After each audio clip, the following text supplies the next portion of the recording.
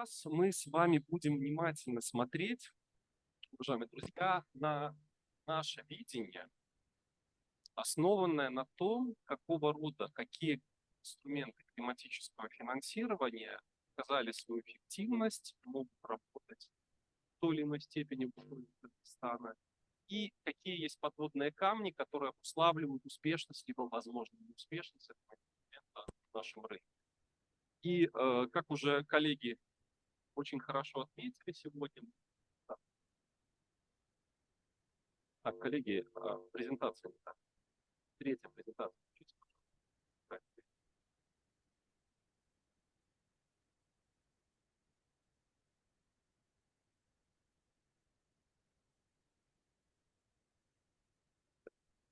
Итак, углеродное финансирование. Есть одно заблуждение, и оно очень важно на самом деле, и важно как бы обсудить его, в том числе с регуляторами, с игроками рынка, с предприятиями, которые отвечают за эмиссию. Есть предположение касательно того, что инструменты углеродного рынка, они могут для нас являться источниками основных ресурсов, с помощью которых мы возьмем и реализуем значительную часть климатических проектов в стране. Мы точно так же для себя пытались ответить на этот вопрос. Для этого что мы сделали? Здесь видите на экране данные Всемирного банка, которые консолидируют информацию по всем системам торговли выбросами. Вы знаете, что многими государствами уже более десятилетия, где-то 15 лет, функционируют системы торговли выбросами с достаточно простой механизм. Мы хотели получить на себя ответ на следующий вопрос. Насколько теоретически та или иная система торговли выбросами может быть эффективна применительно к масштабам выбросов парниковых газов в Кыргызстане, если она фокусируется на каком-то национальном уровне, не является региональной. Для этого мы пытались структурировать информацию касательно того, какой охват общемирового объема выбросов парниковых газов приходится на различные системы выбросов, торговли выбросами. Их несколько десятков. Мы видим, что самая крупная национальная система торговли выбросов – это китайская национальная система. Она охватывает порядка 9% совокупных выбросов СО2 в мире. Вторая по значимости – это европейская система торговли выбросами, где-то 2,7% общемировой эмиссии. Третья по объему охвата, порядка 1%, это корейская система торговли выбросами. Повторяюсь, их есть несколько десятков на уровне штатов, Соединенных Штатов Америки, на уровне отдельных городов, даже Китая, но не это самое главное. Самое главное – это обороты и стоимость вот. То есть сколько денег мы можем мобилизировать в рамках того или иного механизма системы торговли выбросами, которые есть. И здесь мы взяли, посмотрели эти цифры. Наиболее емким таким вот рынком торговли выбросами является европейская система торговли. В 2022 год там было порядка 42 миллиардов долларов США. Вот в Великобритании система около 7,6 миллиардов долларов мобилизовала, в Германии порядка 7 миллиардов долларов. Но если мы посмотрим на стоимость квот, то есть сколько денег мы, по сути, получим за единицу сокращения выбросов, то здесь ситуация диаметрально отличается в разрезе стран и регионов. Например, в случае Великобритании, Швейцарии, Европы мы имеем дело с достаточно высокими индикаторами, удельными индикаторами углеродного рынка, то есть там стоимость сокращения 1 тонны СО2 квоты составляет где-то от 88 до 96 долларов за тонну. И это тот уровень цены на углерод, который позволяет активно привлекать ресурсы в указанную сферу, реализовывать проекты декарбонизации, перераспределять эти ресурсы. В принципе, работать достаточно эффективно. Но давайте посмотрим на Казахстан, соседи. Казахстан всегда вставили в Центральной Азии как пример страны, которая первая запустила не только в Центральной Азии, но и на пространстве бывшего Советского Союза, Евразийского экономического союза, инструмент торговли выбросами. В 2022 году ставка была 1,1 доллара США. О чем это говорит? Это говорит о том, что Казахстан, даже обладая энергоуглеродоемкими отраслями, развитой промышленностью, добывающей нефтегазовых секторов, такие ценовые индикаторы рынка таковы, что мы не можем рассматривать механизм торговли выбросами как некий источник более или менее значительного поступления ресурсов для реализации проекта. декарбонизации определенных. Это хорошая попытка, это движение в правильном направлении, но пока что уровень цен на углерод такой, что мы, в принципе, на этот источник можем полагаться. Какова стратегия? Ну, стратегия на самом деле состоит в том, что для небольших государств, таких государств Центральной Азии, возможный выход может заключаться в создании региональных систем торговли выбросами, там, где будут аккумулироваться, в принципе,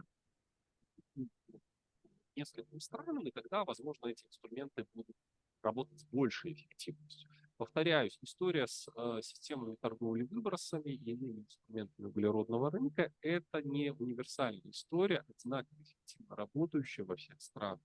Это очень специфическая история на уровне страны или конкретного региона. И, к сожалению, в развивающихся странах очень тяжело найти пример, когда создание подобного рода механизма является источником мобилизации существенных ресурсов для решения проблем климатического финансирования и зеленой экономики.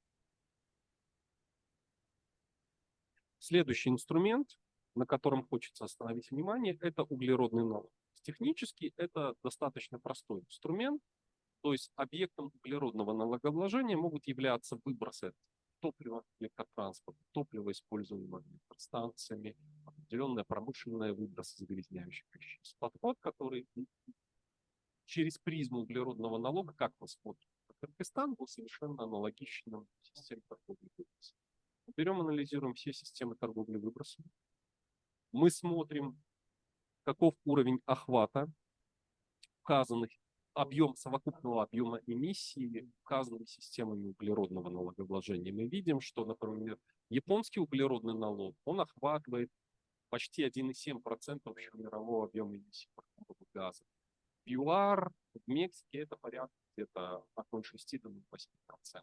Все остальные страны, они гораздо меньше уделяют вес.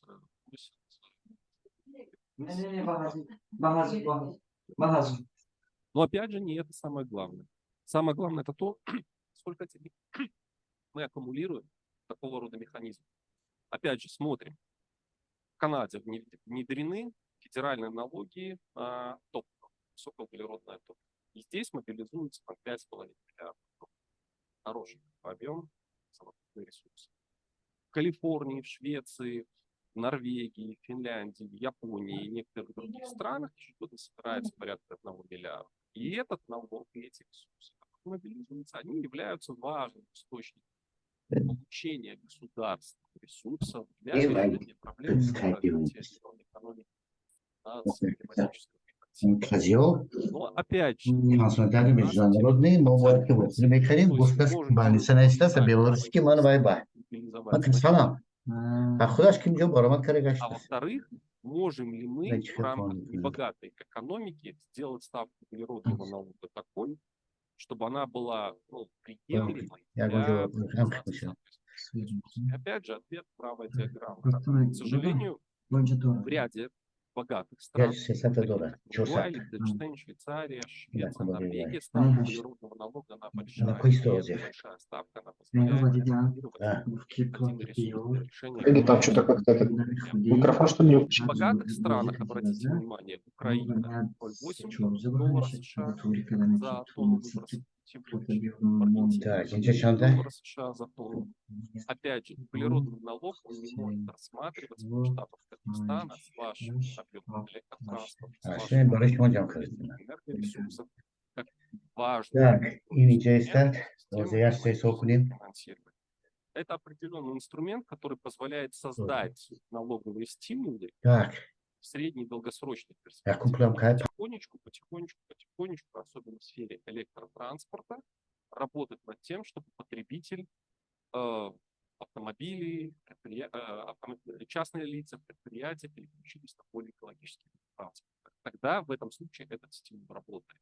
Но он ни в коем случае не будет восприниматься в масштабах Кыргызстана как основной инструмент мобилизации ресурсов для решения задач развития зеленой экономики. Это чрезвычайно важный момент. Потому что зачастую возникает вопрос, когда говорят про климатические финансы, исключительно акцентируется внимание на вот этих инструментах. К сожалению, повторяюсь, очень специфическая история применительно к каждой конкретной стране. Хороших кейсов, как это было реализовано, работать со странами с средним, низким средним уровнем дохода пока что, к сожалению, нет. Но это не значит, что это направление не надо заниматься, и мы, рассматривая через призму как бы, возможных опций ресурсам, мы на него смотрим как инструмент, с которым надо будет поработать там, в горизонте 7-10 лет. Коллеги не переключаются слайды. Важный следующий элемент, на который мы возлагаем гораздо больше надежд. Зеленые облигации. В чем состоит проблема работы с существующими источниками климатического финансирования, с которыми работает?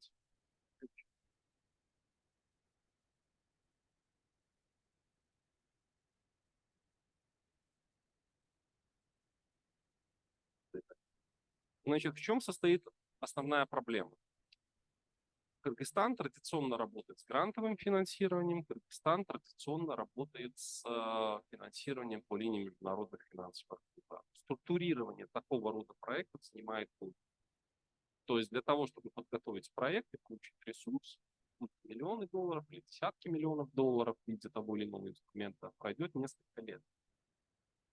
В то же время на рынке активно на сегодняшний день используются долговые инструменты, зеленые бонды, зеленые облигации, цели и задачи которых быстро мобилизовать достаточно большой ресурс для решения крупных инфраструктурных задач, связанных с развитием митигационных либо адаптационных проектов. И важный аспект, который необходимо учитывать при оценке потенциала работы с зелеными облигациями, состоит в чем. Для чего мы можем использовать зеленые облигации? Какова классификация, таксономия видов деятельности, для финансирования которых мы можем этот инструмент задействовать. И на самом деле четкий ответ на указанные вещи есть в соответствии с определенными руководящими принципами. Есть четкая классификация, так называемое соотнесение видов деятельности с целями устойчивого развития ООН, которые могут быть профинансированы с помощью указанного инструмента. То есть, если вы знаете, я думаю, знаете, безусловно, что у нас есть 17 ключевых целей устойчивого развития. Не для всех из них могут быть применены зеленые облигации. И сейчас вот на этом слайде затем вы индивидуально сможете ознакомиться, что у нас есть такие цели устойчивого развития, как ликвидация бедности, ликвидация голода, крепкое здоровье, хорошее самочувствие, чистая вода, санитария, значит, доступная и чистая энергия, повышение энергоэффективности. И по каждую из этих целей и субцелей устойчивого развития у нас есть соответствующее направление, с которыми привыкли работать международные игроки-инвесторы, которые выкупают долговые инструменты. То есть для них то, что вы таргетируете ваш инструмент под конкретную цель и под цель устойчивого развития, является четким, понятным сигналом для того, чтобы подобный инструмент с определенным уровнем доходности покупать. Как видите, у нас есть достаточно большая, широкая классификация, подход везде один и тот же, поэтому зеленые банды на сегодняшний день – это один из ключевых инструментов, который используется развивающимися странами для реализации крупных проектов. Сейчас я постараюсь показать. Всегда помните, что для того, чтобы получить исчерпывающую информацию по зеленым облигациям, есть так называемый principles, принципы зеленых облигаций. Финансисты их должны знать, очень четко понимают. И ICMA, International Capital Market Association. Это ключевые две организации, которые отвечают за консолидацию всего логического инструментария, который с этим инструментом работает. Особую роль здесь играет, скажем так, хорошая практика, успешные кейсы. Что мы сделали? В соответствии с данными Люксембургской фондовой биржи, в мире было сделано несколько тысяч эмиссий различных устойчивых долговых инструментов, называемых ESG-облигаций, социальных облигаций и зеленых. Наша задача состояла вот в чем. Посмотреть, были ли успешные эмиссии подобного рода инструментов в нашем регионе, особенно в Кыргызстане. На какие цели с помощью данных инструментов мобилизуют ресурсы страны, которые находятся в сопоставимых социально-экономических, макроэкономических условиях, каковы преимущества работы с разными инструментами. То есть мы проанализировали все ключевые зеленых, особенно зеленых облигаций, которые были выполнены в странах бывшего советского пространства, таких Армения, Казахстан, Грузия, Украина, Узбекистан. То есть мы увидели, что была одна покупка эмиссий социальных облигаций банком Азии, то есть на маленькую сумму придумали проект. Но у соседей мы видим достаточно большой уровень эмиссий, которые направлялись на либо фондирование финансового сектора под соответствующие зеленые проекты, либо на инфраструктурные проекты, в первую очередь в энергетике. То есть проецированный Кыргызстан. Что мы можем сделать? Например, стоит задача резко фондировать в течение 1 года на какой-то проект в сфере возобновляемых зеленой облигации. Стоит задача вложиться в проект по развитию зарядной инфраструктуры. Можем идти на Важный момент заключается в том, что обязательно должен быть внешний ревьюер, партнер и верификатор. Если вы посмотрите ту базу данных, которую мы представили вам, которая в QR-коде у нас находится, там все эмиссии всех вот этих фондов приведены, вы увидите, что в каждом проспекту эмиссии снабжен отчет ревьюера. То есть вы можете достать его и посмотреть, на что обращает внимание ревьюер, то есть какие индикаторы и стимулы воспринимает инвестор, что для них важно. И мы на этот инструмент смотрим как на достаточно перспективный для Кыргызстана. Коллеги сегодня в брейке задавали вопрос, да, как у нас будет развиваться ситуация с зеленым финансированием, с климатическим финансированием, в случае, если мы будем системно работать над улучшением инвестиционного рейтинга. Ответ очень простой. Когда вы будете работать с инструментом зеленых облигаций, их в первую очередь покупают зарубежные инвестиционные фонды, те структуры, инвесторы, которые специализируются в зеленой тематике. По мере улучшения вашего инвестиционного рейтинга стоимость, процентная ставка, полный доход по данному инструменту будет снижаться, будете просто реализовывать данный инструмент под более низкую процентную ставку, и вы можете в большей степени его задействовать. Повторяюсь, в чем основное преимущество? Вы можете достаточно быстро мобилизовать большой ресурс масштабной страны для решения конкретных. Зачастую не всегда вы можете полагаться на ресурсы Европейского банка, Азиатского банка развития, когда вам надо получить. Поэтому мы смотрим на тематику зеленых облигаций, как по сегменту устойчивых финансовых инструментов с определенным потенциалом. И мы здесь должны очень тщательно сейчас поработать над тем, вместе с финансовым сектором, регулятором, Минфином, банковским сообществом, над тем, чтобы посмотреть, какие барьеры здесь должны быть сняты с точки зрения, во-первых, жизнеспособности данного инструмента для Кыргызстана, во-вторых, готовности органов управления работать с привлечением ресурсов через зеленые облигации. Но, повторяюсь, на пространстве бывшего Советского Союза этот инструмент климатических финансов работает достаточно успешно. И, насколько я знаю, там еще большое количество аналогичных проектов предполагается запустить, поэтому будем внимательно следить и стараться оценивать потенциал этого инструмента и создавать соответствующие предпосылки для его более активного использования в нашем регионе, в Кыргызстане в частности. Следующее. Механизмы финансирования проектов по повышению энергоэффективности и внедрению возобновляемых источников энергии. Мы не зря обратили внимание с вами в самом начале нашей презентации на анализ технического потенциала. Исходя из технического потенциала, собственно, и возникает спрос на подобного рода инструменты и механизмы. У нас есть жилищный сектор, у нас есть бюджетный сектор. Соответственно, там необходимо предложить инструменты, которые будут наиболее эффективно работать с точки зрения финансирования. Если мы говорим про указанную категорию проектов, то здесь, с одной стороны, есть широкое поле различных инструментов, которые могут быть подключены. Но там не все так просто. Мы начали сегодня говорить про зеленые облигации, и зеленые облигации – это один из важных инструментов, но для эффективного использования инструмента зеленых облигаций для финансирования проектов по энергоэффективности вам надо очень четко уметь структурировать пул проектов. Я приведу пример. Никто не будет заниматься эмиссией зеленых облигаций ниже 5 или 10 миллионов долларов.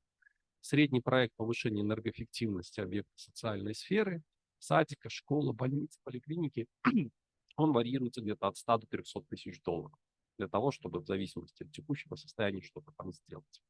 Вот, соответственно, вам необходимо достаточно быстро уметь подготовить, сгенерировать пул проектов. И мы, когда обсуждали с коллегами наличие, транспарентность такого рода данных, приходили к выводу о том, что, к сожалению, не все хорошо в Кыргызстане. То есть для того, чтобы эффективно работать с разовыми некими масштабными инвестициями, вам в масштабах всей страны, всех ключевых потребителей энергии необходимо иметь абсолютно четкую, понятную, транспарентную систему индикаторов потребления, характеристик, утверждающих конструкции зданий, там, состояние энергопотребления в динамике за несколько ранее реализованных энергосберегающих мероприятий, кучу всей информации. Поэтому одна из важных подготовительных работ, которую мы сейчас, все участники этого процесса, должны сделать в ближайшие годы, это структурировать, систематизировать информацию по всем ключевым потенциальным проектам в сфере повышения энергоэффективности, которые могут быть реализованы в Кыргызстане. Как это делается за рубежом? За рубежом многие страны идут по пути создания так называемых EMIS, Energy Management Information System, система энергоменеджмента зданий. То есть создается информационная архитектура, надстройка, которая аккумулирует по всем категориям крупнейших потребителей энергии основные данные. И генерация портфеля проектов для последующей работы с любым из инструментов сводится к тому, что вы собрали аналитику, сделали рейтинг проектов по значительным зданиям, хотите школы, садики, больницы, либо хотите объект одного региона охватить, проанализировали аналитику, сформировали проект, дальше запустили. Такого рода архитектуры на сегодняшний день, информационной архитектуры в Кыргызстане нет. Что упирается, опять же, в практику несовершенствования энергетических обследований, нетранспарентности всех данных по потреблению энергии. В общем, над этим надо работать как на подложке для последующего запуска всех этих инструментов. Далее. Зачастую в мире используются достаточно активно займы, лизинговые инструменты. Лизинговая история работает только с коммерческим сектором. Про бюджетный сектор забыть. Но лизинговая история, как чисто коммерческая история, в наших условиях Кыргызстана, она не будет работать при таком уровне процентных ставок, которые есть. То есть любой бенефициар данного проекта, промышленное предприятие, которое решило модернизировать компрессорную станцию, поставить энергоэффективное котельное оборудование, заменить систему освещения, при том уровне процентных ставок экономики Кыргызстана, которая есть, оно не сможет создать чистую, покупаемую историю любого практически проекта по повышению энергоэффективности. Соответственно, лизинговый инструмент зачастую используется там, где люди не думают про энергоэффективность, надо просто поменять или закупить оборудование технологическое. Наша задача состоит в том, чтобы создать продукты или интегрировать инструменты поддержки лизинга, механизмы государственной поддержки для того, чтобы компенсировать часть, например, процентов платежей по лизингу для тех промышленных предприятий, которые захотят вкладываться в повышение энергоэффективности. Таким образом, это будет работать. Что касается кредитов, тут банки сидят, я думаю, они много чего могут рассказать про кредиты, насколько их заемщики приходят и в качестве целевого проекта, который они заявляют банку, готовы работать с кредитными историями. Как этот момент обходится за рубежом и на что обращают внимание? Например, опять же, механизмы субсидирования процентных ставок по кредиту в условиях, когда у вас эта ставка достаточно большая. Во-вторых, крупные государства на сегодняшний день для крупных инвестиционных проектов обязательным условием предоставления бизнес-плана и получения того или иного механизма поддержки, значит, что они требуют? Чтобы в бизнес-плане присутствовало требование повышения энергоэффективности.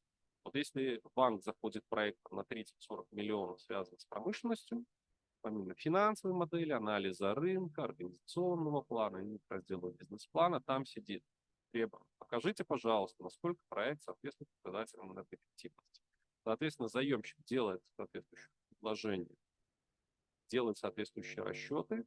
Регулятор смотрит на указанный бизнес-план вместе с банком развития, например, и говорят, что если у нас проект соответствует критериям, бенчмаркам энергоэффективности или углеродоемкости аналогичных проектов за рубежом, мы выделяем тот или иной инструмент господдержки на льготных условиях. Субсидируем процентную ставку тела кредита, удлиняем период кредитования, все что угодно. В этом случае кредитная история работает.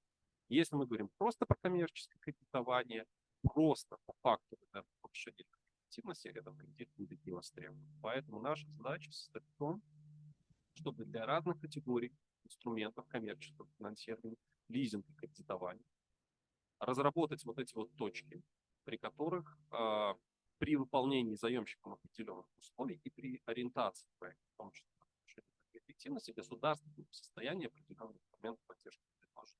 Я, к сожалению, не всех нюансов вашего финансово-кредитного рынка знаю, но я могу предположить, что апробация подобного рода инструментов на ряде проектов возможно или механизмов была бы вполне уместна. Еще один механизм, который активно применяется за рубежом для финансирования проектов по повышению энергоэффективности и развитию возобновляемых источников энергии, так называемый on-bill financing, то есть финансирование проекта через счет на электрическую тепловую энергию. То есть тариф включается инвестиционная составляющая, и зачастую энергетическая компания для своих потребителей энергии софинансирует определенные проекты по повышению энергоэффективности и возмещает таким образом через более повышенный тариф вот эти понесенные инвестиционные затраты. Но на пространстве бывшего Советского Союза таких успешных историй реализовано не было. Это не самая распространенная бизнес-модель, потому что, как правило, в развитых странах есть гораздо более успешные и востребованные инструменты. Но для, например, розничного сектора, розничных потребителей, для ряда проектов, связанных с закупкой энергоэффективного оборудования домашними потребителями, тепловых насосов, например, энергоэффективный светильник, энергоэффективной бытовой техники, такого рода инструмент может быть оценен и проработан в Кыргызстане. Мы не забываем с вами, что в структуре кредитного портфеля организации Кыргызстана население занимает очень большую отдельную часть. То есть население активно вкладывается в жилищное строительство, в покупку потребительских товаров. Поэтому, возможно, вместе с энергокомпаниями имеет смысл оценить экономику и возможность такого инструмента поддержки, потому что мы видим по Индии, что этот инструмент работал. Для небогатой страны с большим населением был реализован подобного рода инструмент, который показал, в принципе, свою эффективность. Ну и, наконец, отдельный инструмент, либо блок инструментов, связанный с энергосервисной деятельностью. Для специалистов, широких участников, коротко расскажу, что это такое. Когда у вас есть объект, особенно бюджетного сектора, где требуется повысить энергоэффективность, что происходит? Приходит энергосервисная компания, которая реализует на проекте за счет собственных и частично заемных ресурсов энергосберегающий проект. На этом объекте достигается экономия потребления энергии там 20-30%. И затем за счет вот этого целевого бюджетного счета на электрическую тепловую энергию возмещаются затраты и прибыль, норма прибыли энергосервисной компании. Когда проходит определенный период, 10 лет, государство в виде бенефициара этого проекта начинает экономить на счете за электрическую тепловую энергию. Энергосервисная компания получает свою норму прибыли, значит, банк получает свой кредит с определенной нормой доходности, и все довольны. Две подводные камни в плане энергосервисной деятельности. Первое. Эта модель работает в первую очередь эффективно в экономиках с достаточно низкой стоимостью заемных ресурсов. И здесь я хотел бы обратить внимание вот на вот эту так называемую лесенку, которую очень любит Всемирный банк. Это как бы механизмы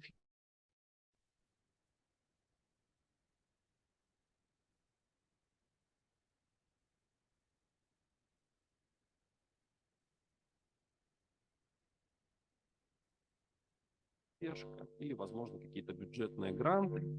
Затем у нас чуть выше находится инструмент финансирования через счет на электрическую тепловую энергию. Затем идем выше. Создаются револьверные фонды, либо энергосервисные супер-эс, называемые компании. Значит, затем чуть выше с точки зрения рыночных инструментов находится кредитная линия, банк, предоставляем через Банк развития, например, Национальный банк развития Кыргызстана. И дальше уже идет коммерческое кредитование, и вершиной этой пирамиды находится энергосервисная деятельность. То есть функционирование рынка энергосервисов, оно возможно рыночной структуре экономики в рамках рыночных механизмов финансирования. Но энергосервисная деятельность, она доказала свою большую эффективность в различных странах мира. В Европе, в Северной Америке, особенно в Китае. И это важный момент. То есть мы видим, что этот рынок очень активно развивается. И задача государства во многом состоит в том, чтобы заставить вот этот рынок энергосервиса работать. Какие кейсы успешные я могу рассказать? Как это работает, где какие решения принимаются для того, чтобы энергосервис запустить в стране со схожими проблемами. Это украинский рынок энергосервиса. До начала известных событий в Украине было несколько десятков энергосервисных компаний, которые реализовали 600 или 700 энергосервисных проектов. Даже в условиях высоких процентных ставок, об этом я расскажу немножко ниже, данный инструмент был востребован и муниципалитетами, и рядом иных госзаказчиков. Поэтому бизнес-модель ESCO достаточно успешно работала даже в странах с относительно высоким уровнем инфляции, не очень высоким уровнем ВВП в расчете на душу населения. Но была проблема, связанная с залогом. Энергосервисные компании – это частные компании. Либо в ряде случаев компании, создающиеся как точки банка. В этом случае все хорошо, потому что они кредитуются по банку. Но если это отдельный бизнес, кредитующий коммерческого банка, энергосервисная компания сталкивается с проблемой залога. И вот на уровне государства в Украине было принято решение, что подобного рода инструмент будет создан, и уйдут от необходимости предоставления своего имущества в залог и одновременно решат проблему снижения процентной ставки. То есть они решили через созданный в рамках государства механизм поддержки малого и среднего бизнеса, называемый КПП, фонд развития предпринимательства, который предоставлял ресурсы под 5, 7, 9% различным секторам, они решили туда интегрировать энергосервисный бизнес. И сейчас, если все получится хорошо, в 2024 году будет запущен в Украине механизм господдержки энергосервисов, кредитования на уровне процентной ставки 5, 7, 9% в национальной валюте при среднем уровне процентной ставки в экономике там свыше 20%. Очень сопоставимо с тем и одновременно через фонд гарантий будет снята проблема предоставления залога. В этом случае ожидается, что там рынок энергосервиса вполне может выйти на оборот на 50-100 миллионов долларов в год. То есть применительно к Кыргызстану мы видим, что даже в бюджетном секторе ежегодный объем спроса на услуги энергосервиса вполне мог бы составлять там вполне 10-15 миллионов долларов в год. Вот в этом состоит определенная ниша для банковского бизнеса.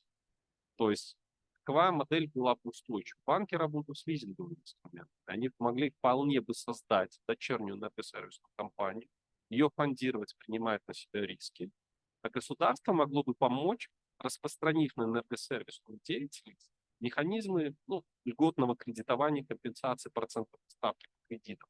Если мы ее снижаем до уровня, там, по аналогии с Украиной, 5-9%, в этом случае мы получаем окупаемую бизнес-модель. И одновременно государство может распространить на бюджетный кодекс, сделать в бюджетном кодексе определенные изменения, чтобы платежи за энергосервис относились же на ту же самую статью бюджетной классификации, как оплата электрической и тепловой энергии, для того, чтобы зафиксировать уровень расходов бюджетной организации на одном уровне после того, как начнет включаться экономика, чтобы с этой суммы компенсировать платеж ЭСКО. И в этом случае получается механизм сходится. Запускается инструмент привлечения частных инвестиций в сферу повышения энергоэффективности в бюджетном секторе. Государство напрямую не тратит ресурсы для того, чтобы школу, больницу, садик модернизировать, повысить энергоэффективность. Банк получает дополнительный инструмент кредитования. Государство после реализации энергоэффективного проекта получает снижение счета за электрическую и тепловую энергию в физическом потреблении, то есть рынок получает спрос на товары, работы, услуги. Тем самым мы на этот инструмент смотрим достаточно перспективно для Кыргызстана. Важный аспект, на котором хотелось бы сосредоточить внимание, это в целом, если отойти от ЭСКО и посмотреть на весь инструмент поддержки энергоэффективности, как они работают в странах с различным уровнем дохода и в странах с различной стоимостью денег. Здесь мы двигались сверху вниз от стран с минимальной стоимостью денег в экономике. Например, Япония, там отрицательная ставка. до стран, которые сталкиваются с высокой стоимостью заемных ресурсов, высокая ставка рефинансирования. Внизу у нас находится, например, Дагестан и Украина. Взгляд про украинский опыт рассказываю. Мы можем видеть, что эти группы стран также сегрегированы по уровню дохода. Стран с высоким уровнем дохода, стран с низким средним уровнем дохода. То есть мы пытаемся найти тот инструмент, который доказал свою эффективность в государствах с сопоставимыми макроэкономическими, финансовыми, социальными условиями. Мы можем видеть, что в различных странах работают различные инструменты. Например, где-то субсидии на модернизацию в богатых странах. В бюджете есть деньги, поэтому бюджет помогает в различных отраслях подобного рода. Где-то запущены револьверные фонды. То есть единожды вкидываются стартовые деньги, например, из некого фонда государственного развития или займа международной финансовой организации. Реализуются проекты повышения энергоэффективности. Затем за счет полученной экономии деньги возвращаются в фонд. Дальше следующий раунд проектов реализуется. Такого рода револьверные фонды достаточно успешно были реализованы в многих странах, включая Армению. То есть это история работающая. Где-то есть инфраструктурные фонды, как в Европейском Союзе, которые помогают для различных стран Европейского Союза канализировать, направить деньги на финансирование проектов энергоэффективности с очень низкой стоимостью ресурсов. Они работают через партнерские банки, как правило, но эти фонды предлагают очень комфортный, длинный, дешевый ресурс. Наконец, ряд стран пошли по бизнес-модели создания супер-АЭС. Я расскажу немножко. Это хорошая бизнес-модель, но она работает при определенных условиях, о которых я расскажу немножко дальше. И, наконец, для стран, которые сталкиваются с аналогичными проблемами, как Казахстан или Украина с точки зрения макроэкономики, мы имеем наиболее действующие инструменты программы господдержки, финансирования донорами и международными финансовыми организациями. Поэтому здесь, на самом деле, мы должны понимать, что вот эти инструменты, они очень чувствительны к макроэкономике страны, но в любом случае, в любой ситуации практически, государство всегда может выбрать инструмент и механизм поддержки, который сделает любой проект, хороший проект по повышению энергоэффективности, коммерчески окупаемым, и запустит этот денежный мультипликатор в экономике, когда на $1 господдержки будет привлекаться 2, 3, 4, 5 долларов в частных инвестиций. Вопрос балансирования вот этого инструмента и балансирование его с той целевой группой проектов, на которые вы смотрите.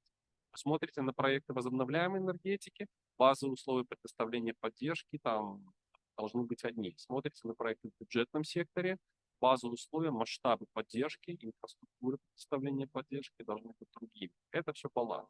Но энергосервис потенциально является очень интересной сферой для Кыргызстана, особенно с учетом развитого банковского, частного банковского сектора. Во-вторых, масштабов экономики, масштабов, собственно, количества проектов, которые здесь можно реализовать. Вам не надо создавать десятки энергосервисных компаний.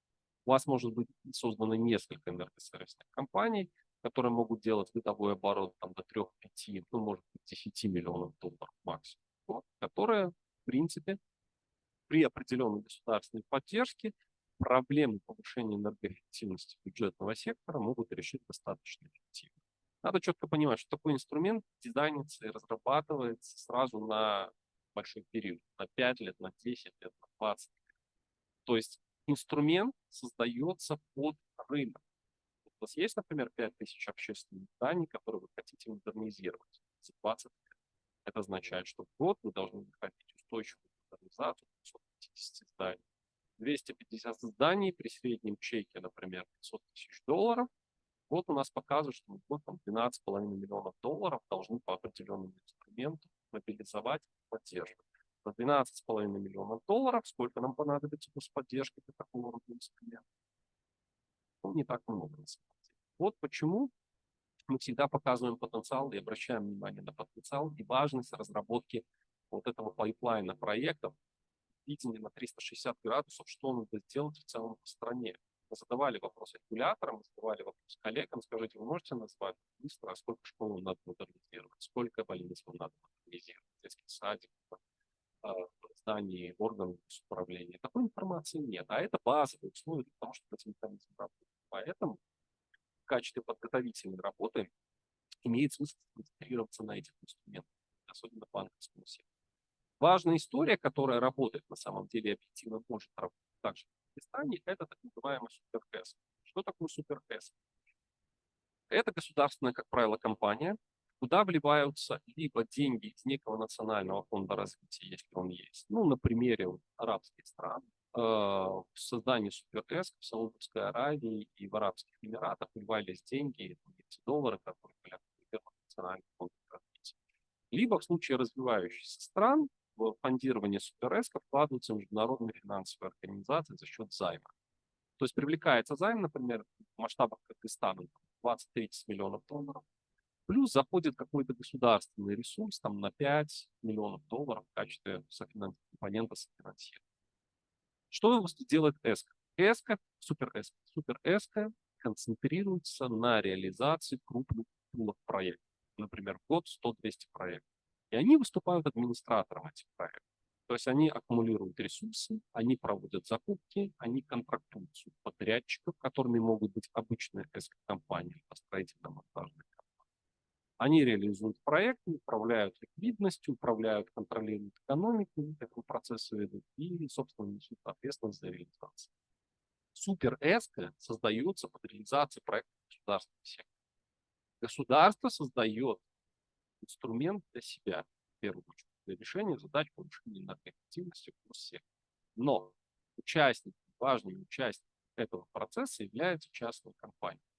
Это, как правило, либо частные подрядчики, частные поставщики оборудования, либо частные энергосервисные компании. Потому что СуперЭСКО не имеет потенциала, ресурса, который позволяет им своими руками реализовывать там десятки, сотни проектов. Они администрируют этот процесс. Это Министерство энергосервиса, назовем его так. Задача частного бизнеса состоит в том, что если экономической моделью и анализом исходных данных подтверждается необходимость создания такого крупного государственного инструмента, в этом случае мы можем рассмотреть вариант создания СуперЭСКО, либо, например, отдельных региональных энергосервисных компаний, опять же, по государственным патронажам, с государственным финансированием для реализации проектов там, в Оши, в Джалалабаде, в Кении и так далее. Вот таким вот образом это делается. Где успешно работали модели СуперЭСКО? Хотелось бы привести вот таких несколько кейсов. Особое внимание — это Арабские Эмираты, Саудовская Аравия.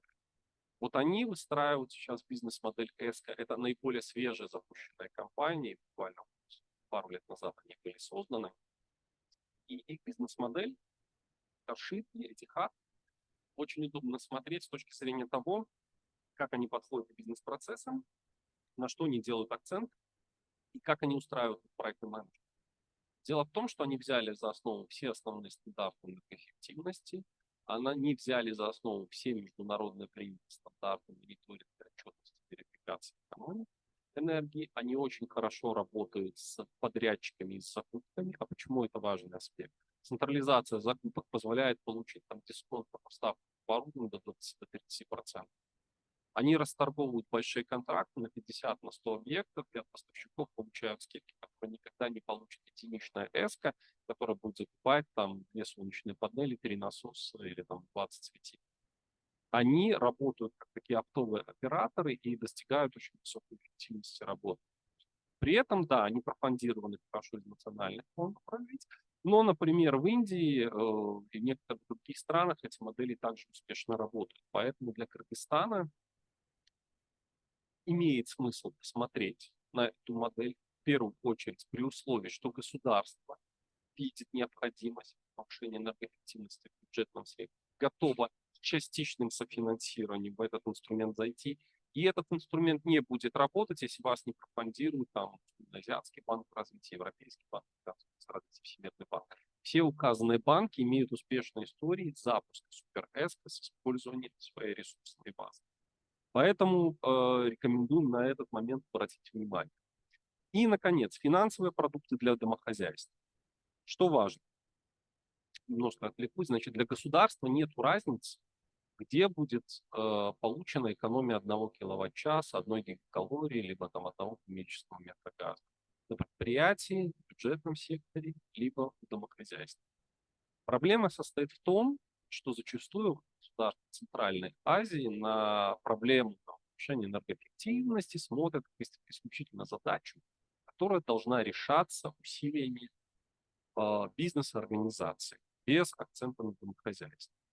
Опыт Европейского Союза, особенно Европейского Союза, показывает, что эта задача может быть очень эффективно решена путем создания финансовых продуктов, ориентированных на B2C-сегмент, на частного потребителя.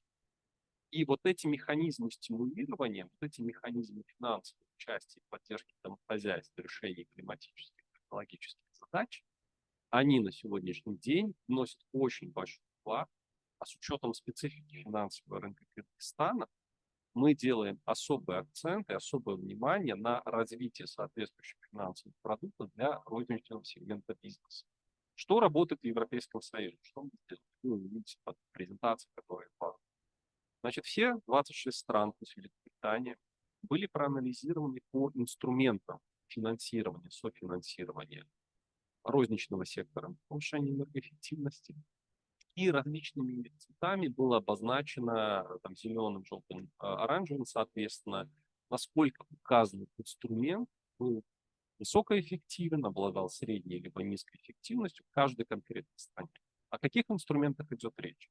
В первую очередь, это субсидирование покупки энергоэффективного оборудования, либо оборудования возобновляемых источников энергии для отопления. Это субсидирование энергетического. Это субсидирование тепловой модернизации страны. Это субсидирование нормового энергоэффективного жилищного строительства. Например, субсидии на покупку энергоэффективной бытовой техники, субсидии прочих энергосберегающих мероприятий, ну и льготные кредиты, потребительские на энергосбережение. Если мы посмотрим на историю успеха, которые были здесь сделаны, мы можем видеть, что инструменты субсидирования покупки энергоэффективного оборудования и субсидии на тепловую модернизацию зданий – это были ключевые инструменты, которые доказали свою наибольшую эффективность в наибольшем количестве стран. Проецируя на Кыргызстан, о чем идет речь? Мы видим, что большой потенциал повышения энергоэффективности, зеленого развития сосредоточен в частном домохозяйстве. Соответственно, здесь мы должны создать некий механизм и инструменты государственной поддержки с участием банков обязательно, при которых потребитель может получать льготный ресурс, и желательно длинный ресурс, для решения вот этих приоритетных задач. Например, я владелец частного дома, я хочу его утеплить или снизить потребление энергии. Что я для этого должен сделать? Я должен где-то закредитоваться под длинный дешевый ресурс и получить при этом готовое техническое решение, и при этом получить там стабильный, четкий, понятный мне, например, на 10 лет график платежей возмещения указанных затрат. Что решает государство? Государство в партнерстве там, с институтами развития, с международными донорами, оно создает инструмент, при котором потребитель приходит в коммерческий банк, получает там кредит на модернизацию, на выполнение указанных мероприятий, государство либо партнер по развитию компенсирует коммерческому банку там, получение адекватной нормы прибыли по своему ресурсу, но при этом конечный потребитель получает субсидируемый ресурс. Зеленая ипотека. Точно так же. Я индивидуальный домовладелец. Я решил построить новый дом. Что я должен сделать? Я должен получить ресурс и готовое проектное решение, которое позволит мне реализовать этот проект и с самого начала, уже на стадии нового строительства, предусмотреть там все нужные мне решения. Я захотел модернизировать у себя, выбросить угольный котел, поставить тепловые насосы, фотовольтайку на крышу, потратить на это $7000. За рубежом, в зависимости от страны, государство субсидирует некоторых потребителей где-то до 30, до 40, до 50% такой покупки. Либо делает налоговую вычет, либо где-то обнуляет пошлины базные, если они. Что должны и можем мы сделать в Кыргызстане? Подумать, можем ли мы такого рода инструмент создать, чтобы населению компенсировать. Каковы выгоды основные? Население начинает само выступать все более активным потребителем данных продуктов и активно берет кредиты в банк. То есть это вот как бы отпочковывается все от этого большого сегмента потребительского кредитования, создания нового продукта, но оно невозможно в рамках нынешних чисто коммерческих ставок. Мы должны думать над тем, как компенсировать банкам и компенсировать конечному потребителю через определенный сегмент стоимость данных ресурсов. Обратная история, в которую упирается естественное ограничение, это величина тарифа для населения. То есть при низких тарифах на электрическую и тепловую энергию данные инструменты, естественно, менее окупаемые и менее экономически ощущаемая выгода для потребителя. Соответственно, государство на эту проблему должно смотреть системно, должно уходить от перекрестного субсидирования рано или поздно. И давать четкие сигналы, что используйте грязное топливо, используйте большие объемы ресурсов, будете платить больше. Но у вас есть всегда альтернатива. Новый дом, вот вам продукт решения. Хотите утеплиться, модернизироваться, закупить новую технику, вот вам субсидируемое решение. Что самое главное, если вы посмотрите на международный опыт, то и международные доноры, и международные финансовые организации, они очень любят такого рода инструменты. Вот если правительство Кыргызстана с партнерами, с ребятами придет к этому ведомству и скажет, мы хотим создать такой инструмент для потребителя, вы гарантированно получите ресурсную поддержку. Причем объемы этой поддержки могут составлять там десятки миллионов долларов запросто, легко. Вы отпилотируете этот инструмент в пуле с коммерческими банками, вы посмотрите, но вы должны показать видение, стратегию. Нельзя просто создать инструмент и не сказать, что вместе с этим инструментом мы занимаемся развитием смежных вопросов.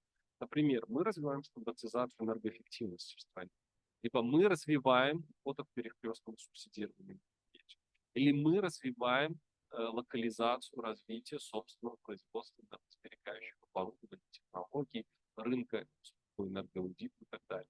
Вот такой вот комплексный подход, он позволяет не сразу, но запустить этот рынок и делать его достаточно большим и чувствительным.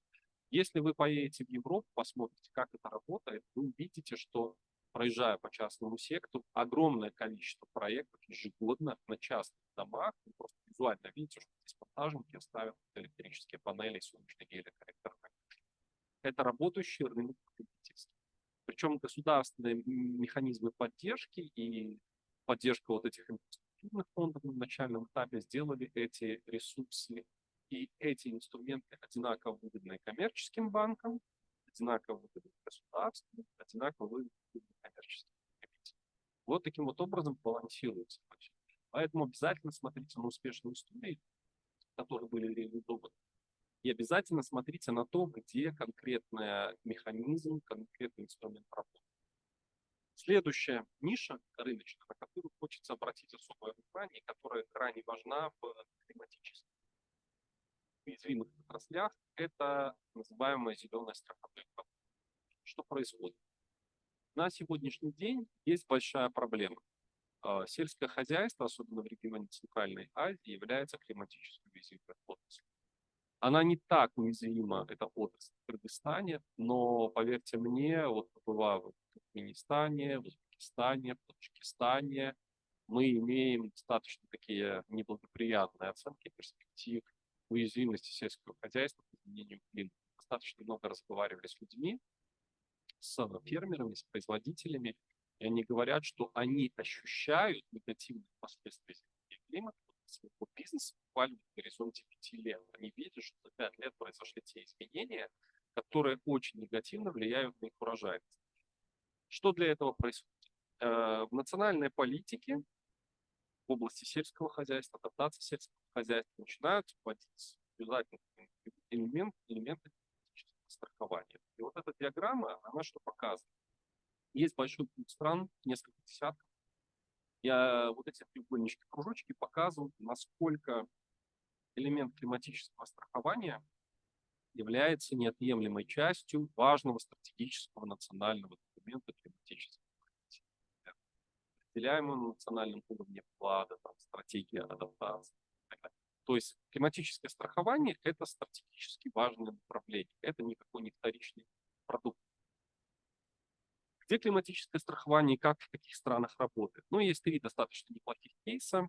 Причем мы брали специально страны в различных агроклиматических регионах. Это и Финляндия, и Греция, и Нидерланды. То есть это богатые страны, сталкивающиеся с засухой, страны, не сталкивающиеся с засухой.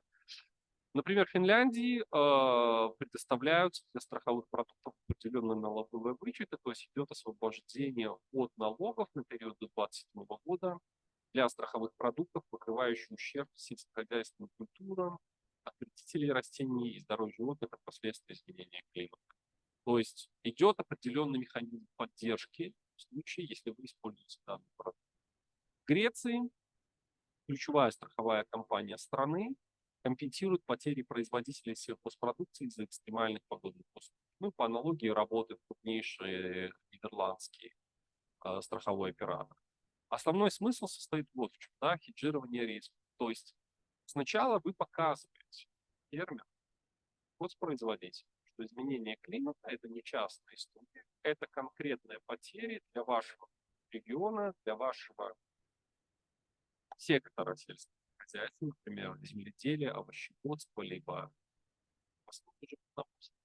вы показываете, доказываете экономически путем обучения, большие масштабные программы, что вы выбираете для себя или раз в 2-3 года вы сталкиваетесь с риском потери урожая на 20-30%, например, либо вы ежегодно несете расходы в размере 1-2% годовой стоимости урожая на продукты, которые в случае поступления объективно неблагоприятных условий, а не потому, что вы не внесли удобрения, приводят к потерям урожая. То есть это хеджирование риска.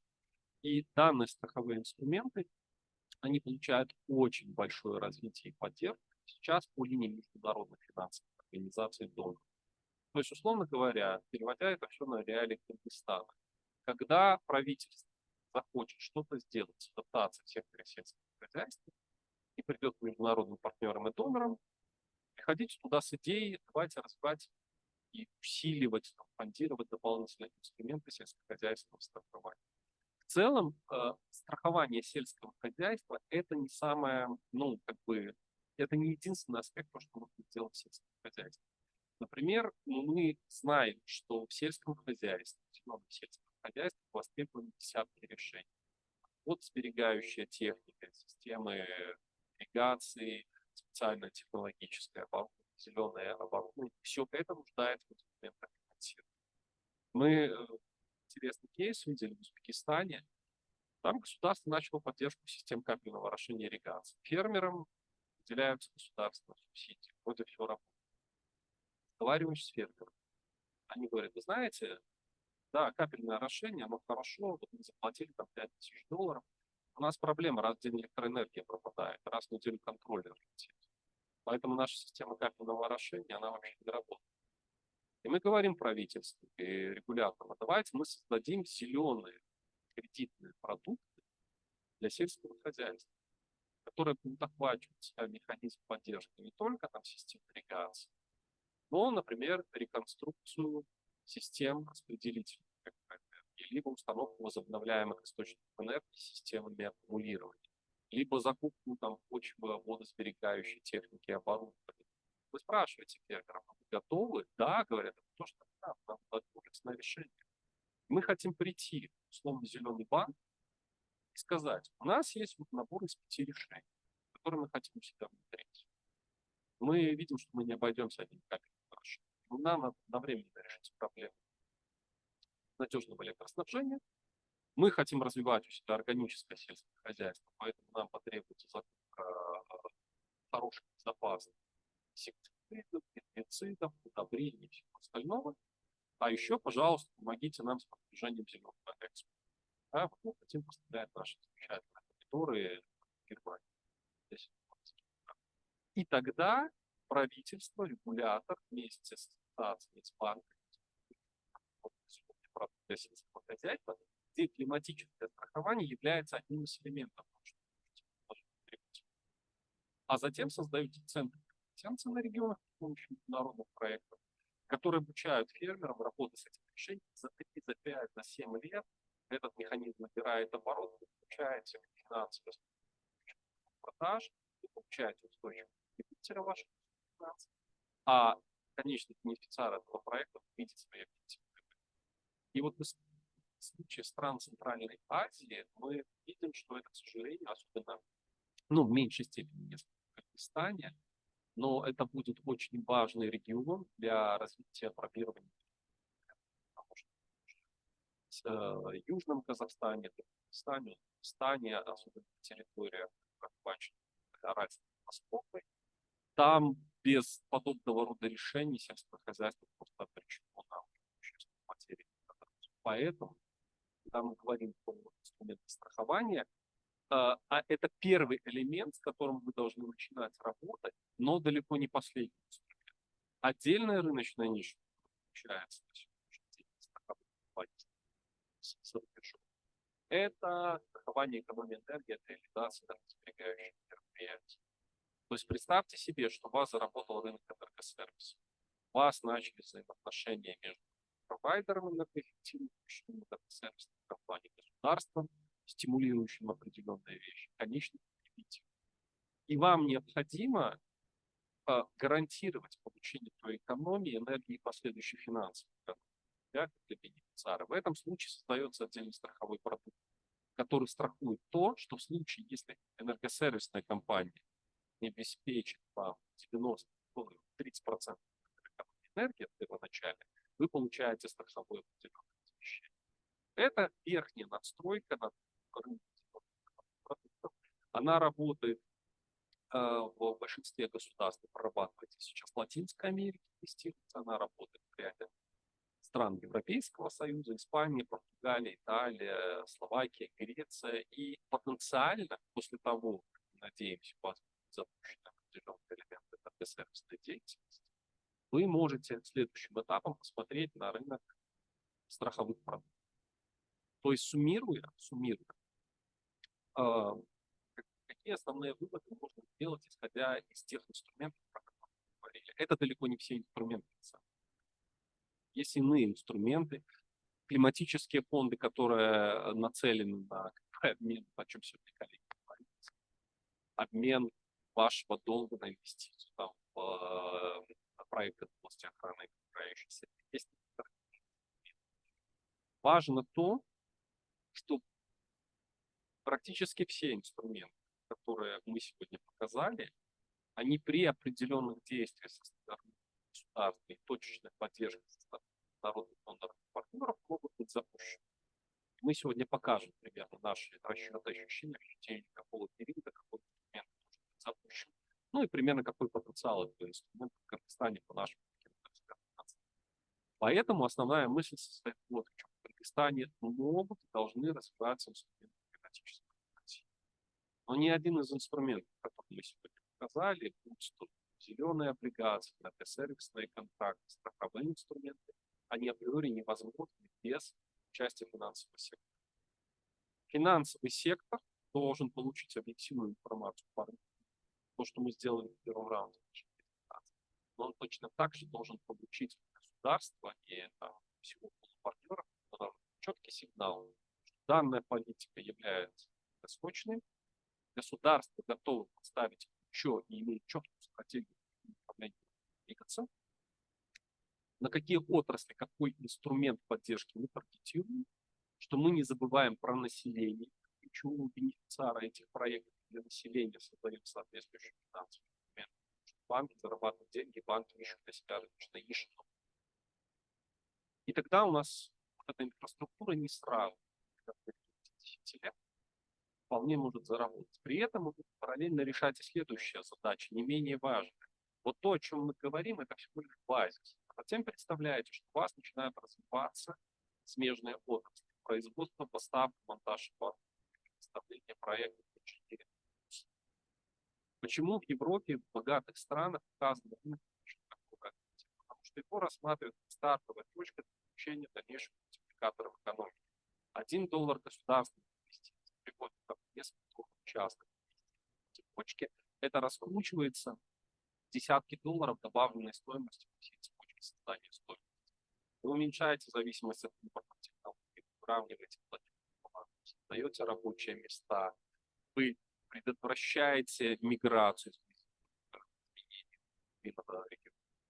хозяйственных территорий, вы решаете огромный пласт социальных проблем. Что такое зеленая экономика, вот что такое климатическое финансирование. Сегодня много разговоров ведется про электротранспорт, про то, что традиционный транспорт, старый автотранспорт является загрязнителем атмосферного воздуха в Бишкеке, в других городах. Вы создаете инструмент поддержки электротранспорта, решаете огромные проблемы с этим частным. Поэтому, уважаемые коллеги, предлагаю активно поддерживать дискуссии, вот наши идеи, потому что как мы будем реализовать важно. Я об этом остановлюсь еще в последней финальной презентации. С нашей стороны будет подготовлена дорожная карта, что надо сделать для того, чтобы конкретные инструменты государства. Какие подготовительные шаги? Какую информацию необходимо собрать, консолидировать, сделать прозрачно, транспарентно для всех участников данного мероприятия. Ну, про все это поговорит наша финальная презентация, поэтому по этой части у меня все.